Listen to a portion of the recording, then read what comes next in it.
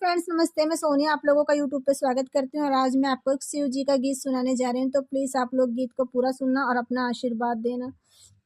बजतिया वही हो भोले बाबा के डमरुआ, बजतिया वही हो भोले बाबा के डमरुआ। कहावा पर चंदा सोहे कहाँ पर चंदनवा, कहावा पे चंदा सोहे कहावा पे चंदनवा। कहाँ पर बहे हो शीतल गंगा जी के धरवा, कहाँ पर बहे हो शीतल गंगा जी के धरवा। बजते आवै हो भोले बाबा के डमरुआ, बजती आवै हो भोले बाबा के डमरुआ। लीलारा पे चंदा सोहे माथे पे चंदनवा, लीलारा पे चंदा सोए माथे पे चंदनवा। जटा से बहे हो शीतल गंगा जी के धरवा, जटा से बहे हो शीतल गंगा जी के धरवा। बजती आवै हो भोले बाबा के डमरुआ, बजती आवै हो भोले बाबा के डमरुआ।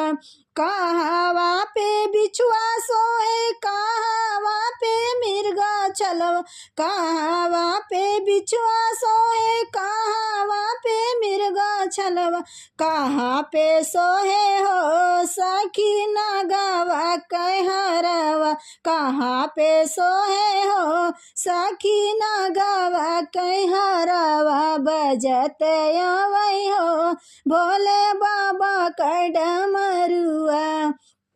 कानवा में बिछुआ सोहे कमरा में मिर्गा, कानवा में बिछुआ सोहे कमर मिर्गा छलवा। गर्दन में सोहे हो गर्दन में सोहे हो सखी नागवा कहरवा, गर्दन में सोहे हो सखी नागवा कहरवा। बजता आवै हो भोले बाबा के डमरुआ, बजता आवै हो भोले बाबा के डमरुआ।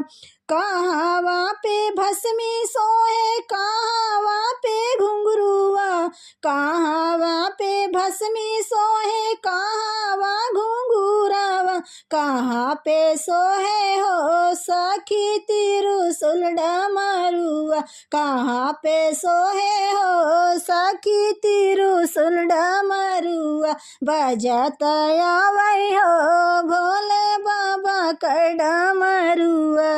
तनवा पे भस्मी सोहे पाँवा में घुंघरू, तनवा पे भस्मी सोहे पाँवा में घुंघरू। हाथे में सोहे हो सखी त्रिशूल डमरुआ, हाथे में सोहे हो सखी त्रिशूल डमरुआ। बजता आवै हो भोले बाबा के डमरुआ। कहावा सोहे बसवा कहावा सोहे गोरा मैया, कहाँ सोहे बसवा कहाँ सोए गोरा रनिया। कहवा सोवै हो सखी गड़ा पतला लानवा। बजता आवै हो भोले बाबा के डमरुआ, बजता आवै हो भोले बाबा के डमरुआ।